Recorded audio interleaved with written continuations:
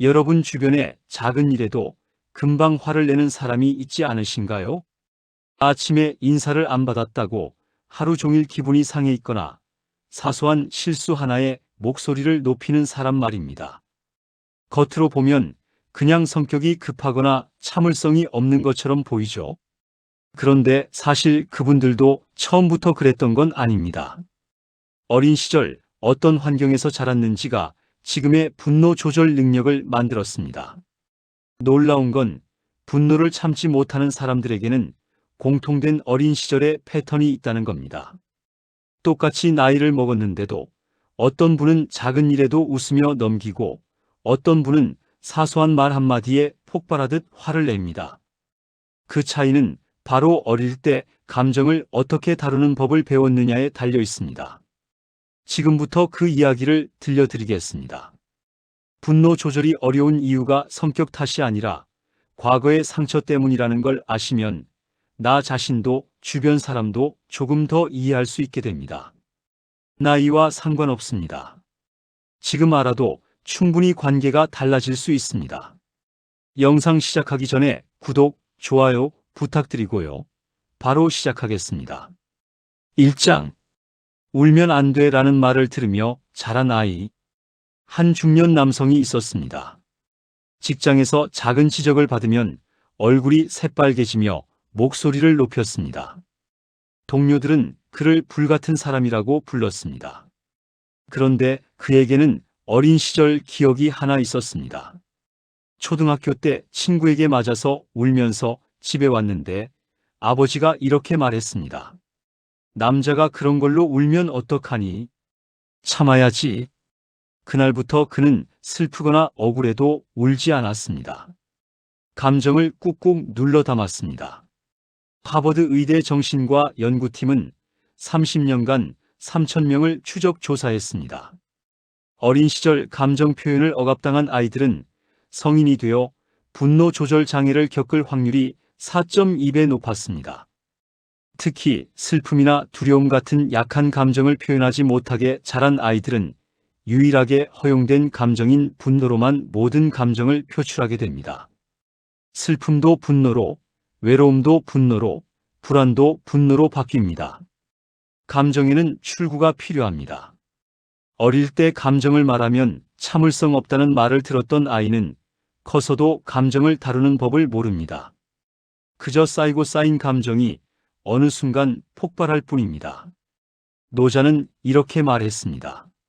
물은 막으면 넘치고 감정은 억누르면 터진다. 그 남성은 나쁜 사람이 아니었습니다. 다만 어릴 때부터 감정을 안전하게 꺼낼 곳이 없었을 뿐입니다. 지금이라도 그 마음을 천천히 들여다보면 분노 아래 숨어있던 진짜 감정을 발견할 수 있습니다. 2장. 부모님이 매일 소리 지르는 집에서 자란 아이. 어느 주부가 있었습니다. 남편이 설거지를 안 했다는 이유로 1시간 넘게 화를 냈습니다. 아이들은 엄마가 또 시작했다는 표정으로 방문을 닫았습니다. 그녀는 자신도 이해할 수 없었습니다. 왜 이렇게 사소한 일에 참지 못하고 폭발하는지 말입니다. 그런데 그녀의 어린 시절을 들여다보면 답이 보였습니다. 그녀의 부모님은 매일 소리를 질렀습니다. 밥이 늦게 나왔다고, TV 소리가 크다고, 신발이 현관에 있다고 화를 냈습니다. 집안은 늘 긴장감으로 가득했습니다. UCLA 발달 심리학과 연구에 따르면 부모의 분노 표현 방식은 자녀에게 그대로 학습됩니다. 특히 만 3세에서 7세 사이 아이들은 감정 조절 모델을 부모에게서 배우는데 이 시기에 분노 폭발을 반복해서 본 아이는 성인이 되어도 같은 방식으로 감정을 표현하게 됩니다. 뇌과학적으로도 설명이 됩니다. 편도체는 감정을 담당하고 전두엽은 감정을 조절합니다. 그런데 어린 시절 분노 환경에 반복 노출되면 편도체가 과민해지고 전두엽의 억제 기능은 약해집니다. 결국 작은 자극에도 쉽게 폭발하는 뇌 구조가 만들어지는 겁니다. 분노는 유전이 아니라 학습입니다.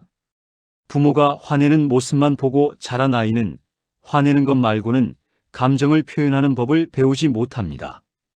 공자는 이렇게 말했습니다. 그 사람을 알고 싶으면 그가 자란 집을 보라. 그 주부는 나쁜 엄마가 아니었습니다. 그저 어릴 때 배운 유일한 감정 표현 방식이 소리 지르기였을 뿐입니다. 하지만 이제는 다른 방법을 배울 수 있습니다. 분노 뒤에 숨은 진짜 감정을 말로 꺼낼 수 있다면 관계는 달라지기 시작합니다. 3장. 100점 아니면 실패라고 배운 아이. 한 40대 직장인이 있었습니다. 프로젝트에서 작은 실수가 생기면 자책하다가 갑자기 동료에게 화를 냈습니다. 왜 미리 말 안 했어요? 이렇게 될 줄 몰랐어요? 동료들은 그가 왜 그렇게 예민한지 이해하지 못했습니다. 그런데 그에게는 어린 시절의 기억이 있었습니다. 시험에서 98점을 받아가면 아버지가 물었습니다. 왜 100점이 아니니? 운동회에서 2등을 하면 어머니가 말했습니다. 1등 했어야지. 칭찬은 완벽할 때만 주어졌습니다. 스탠퍼드 대학교 심리학과의 캐럴 드웩 교수 연구팀은 완벽주의 가정에서 자란 아이들을 20년간 추적했습니다. 이들은 성인이 되어 자기 비난 성향이 일반인보다 5.8배 높았고 작은 실패에도 과도한 분노 반응을 보였습니다. 왜냐하면 이들에게 실수는 학습의 기회가 아니라 존재 자체의 부정으로 느껴지기 때문입니다. 완벽하지 않으면 가치가 없다고 배운 아이는 자신의 불완전함을 견디지 못합니다. 그래서 작은 실수에도 자신을 공격하고 그 분노가 결국 타인에게 향합니다. 심리학에서는 이를 투사라고 부릅니다. 자신에게 화가 났지만 그 감정을 인정하기 두려워서 남에게 화를 내는 겁니다. 분노는 때로 자기 혐오의 다른 이름입니다. 완벽해야만 사랑받을 수 있었던 아이는 불완전한 자신을 용서하지 못하고 끊임없이 화를 냅니다. 아리스토텔레스는 이렇게 말했습니다. 완벽함을 추구하는 자는 스스로를 파괴한다. 그 직장인은 능력이 부족한 게 아니었습니다. 다만 어릴 때부터 불완전한 자신을 사랑받는 법을 배우지 못했을 뿐입니다. 지금이라도 괜찮습니다. 완벽하지 않아도 충분히 괜찮은 사람이라는 걸 조금씩 받아들이면 분노도 줄어듭니다. 4장. 형제와 비교당하며 자란 아이. 한 50대 여성이 있었습니다. 친구 모임에서 누군가 다른 사람을 칭찬하기만 해도 표정이 굳었습니다. 그 사람이 뭐가 대단해서? 사소한 비교에도 금방 불쾌해했습니다.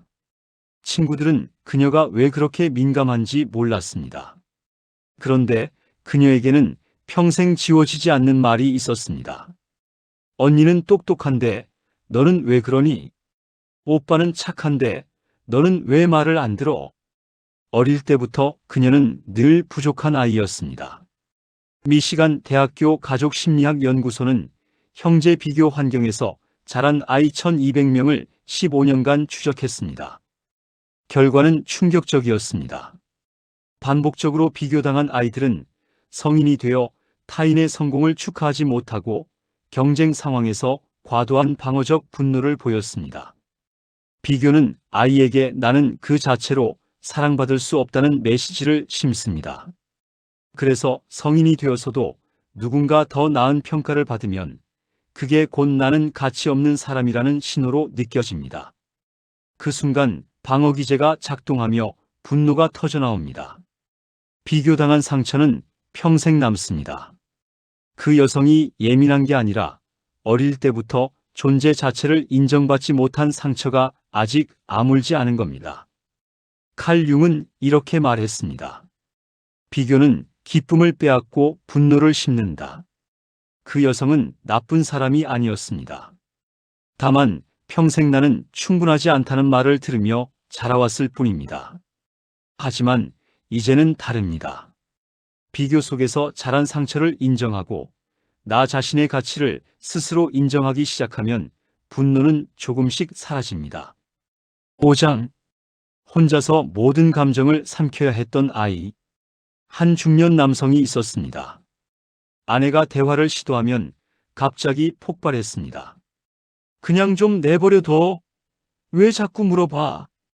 아내는 이해할 수 없었습니다. 그저 오늘 기분이 어떤지 물었을 뿐인데 말입니다. 그런데 그 남성에게는 어린 시절 패턴이 있었습니다. 부모님은 늘 바쁘셨습니다. 학교에서 친구에게 맞아도, 시험을 망쳐도, 무서운 꿈을 꿔도 혼자 사귀어야 했습니다. 엄마 바쁘니까 나중에, 아빠는 피곤하니까 조용히 해. 그는 감정을 말하는 법을 배우지 못했습니다. 영국 런던 대학교 애착이론 연구팀은 정서적 방치 환경에서 자란 아이 2,400명을 추적 조사했습니다. 이들은 성인이 되어 친밀한 관계에서 감정 표현을 회피하거나 반대로 폭발적인 분노로 감정을 표출하는 양극단 반응을 보였습니다. 심리학에서는 이를 회피 마이너스 폭발 패턴이라고 부릅니다. 감정을 다루는 법을 배우지 못한 사람은 감정이 쌓이면 회피하다가 한계에 도달하면 폭발합니다. 혼자 감정을 사귀어야 했던 아이는 타인과 감정을 나누는 방법을 모릅니다. 그래서 누군가 마음을 물어보면 그게 침입처럼 느껴지고 결국 화로 경계를 칩니다. 분노는 때로 도움을 요청하는 서툰 방법입니다. 그 남성은 냉정한 사람이 아니었습니다. 다만 어릴 때부터 감정을 나눌 사람이 없었고 혼자 버티는 것만 배웠을 뿐입니다. 쇼펜하우어는 이렇게 말했습니다.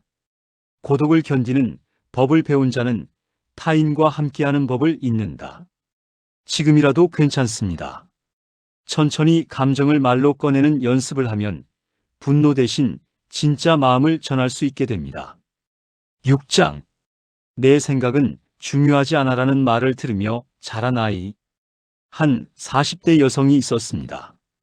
회의 시간에 자기 의견이 묵살되면 얼굴이 굳어지며 냉소적으로 변했습니다. 어차피 들을 생각도 없으면서 왜 물어봐요?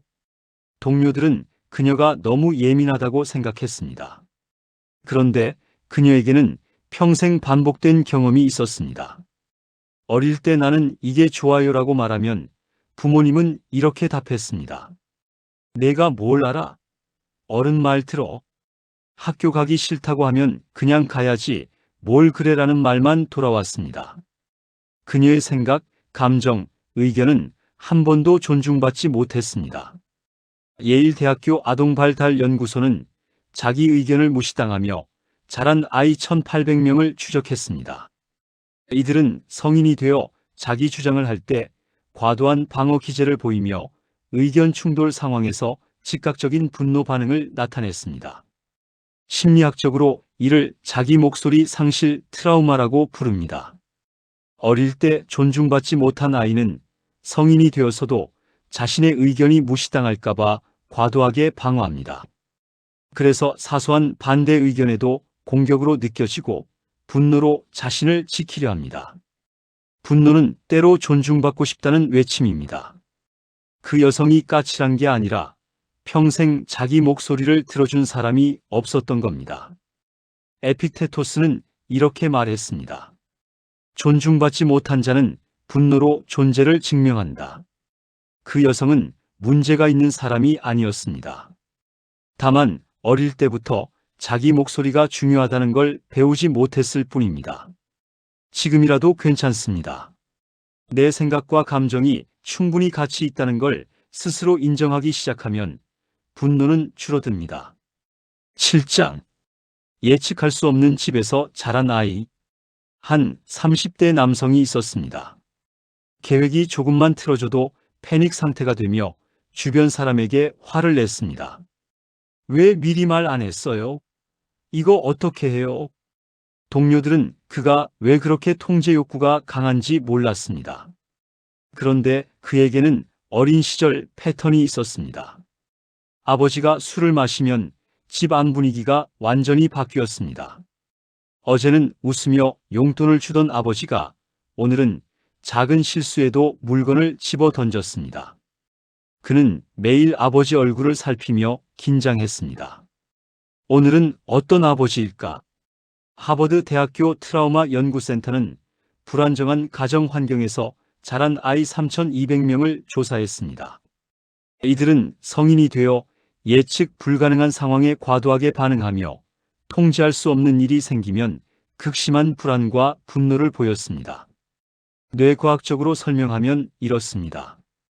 불안정한 환경에서 자란 아이의 편도체는 항상 경계 상태를 유지하며 예측 불가능한 상황을 위협으로 인식합니다.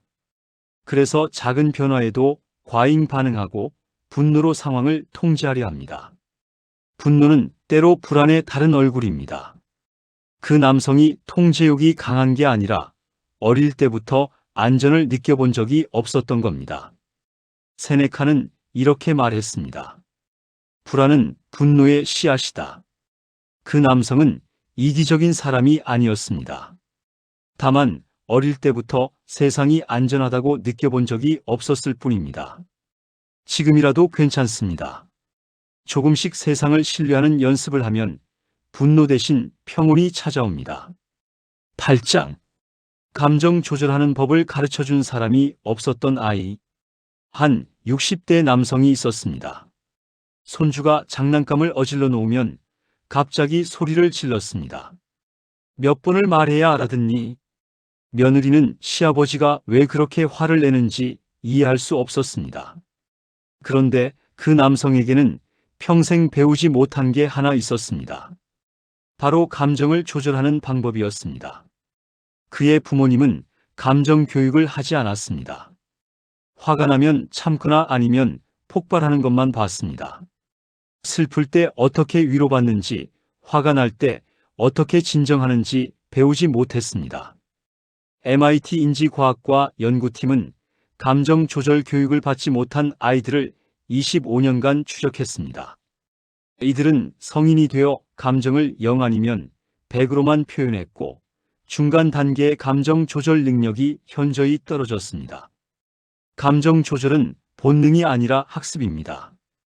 어릴 때 화가 나면 심호흡을 해봐, 슬플 때는 말로 표현해봐라는 가르침을 받지 못한 아이는 평생 감정을 다루는 법을 모릅니다. 그래서 60세가 되어도 70세가 되어도 사소한 일에 폭발합니다. 방법을 모르는 겁니다. 분노는 때로 무지의 결과입니다. 그 남성이 성격이 나쁜 게 아니라 평생 감정을 조절하는 법을 배울 기회가 없었던 겁니다. 괴테는 이렇게 말했습니다. 배우지 못한 자는 같은 실수를 반복한다. 지금이라도 늦지 않았습니다. 감정을 조절하는 방법은 나이와 상관없이 배울 수 있습니다. 심호흡, 잠시 자리 피하기, 감정을 말로 표현하기 같은 작은 기술만 익혀도 분노는 달라집니다. 오늘 우리는 분노 조절을 못하는 사람들의 공통된 어린 시절을 살펴봤습니다.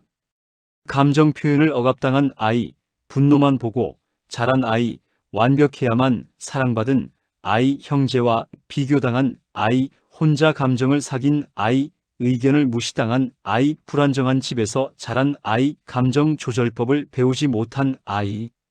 이들은 모두 성인이 되어 분노 조절에 어려움을 겪습니다. 그런데 중요한 건 이겁니다. 분노는 그 사람의 본성이 아니라 어린 시절 환경이 만든 상처라는 사실입니다. 누군가 쉽게 화를 낸다면 그 사람을 비난하기 전에 그 뒤에 숨은 상처를 한번 생각해 보면 좋겠습니다. 그리고 만약 내가 분노 조절이 어렵다면 그건 내 잘못이 아닙니다. 어릴 때 배우지 못했을 뿐입니다. 하지만 지금이라도 늦지 않았습니다. 분노의 뿌리를 이해하고 조금씩 감정을 다루는 연습을 하면 관계는 달라지기 시작합니다. 나이는 숫자일 뿐입니다. 마음을 돌보는 데는 때가 따로 없습니다. 오늘 하루 내 안의 분노를 조금 더 이해하고 그 뒤에 숨은 어린 시절의 나를 따뜻하게 안아주면 좋겠습니다. 그것만으로도 충분히 시작입니다. 오늘 영상 여기까지입니다. 도움이 되셨다면 구독, 좋아요 부탁드립니다. 다음 시간에 더 유익한 이야기로 찾아뵙겠습니다. 감사합니다.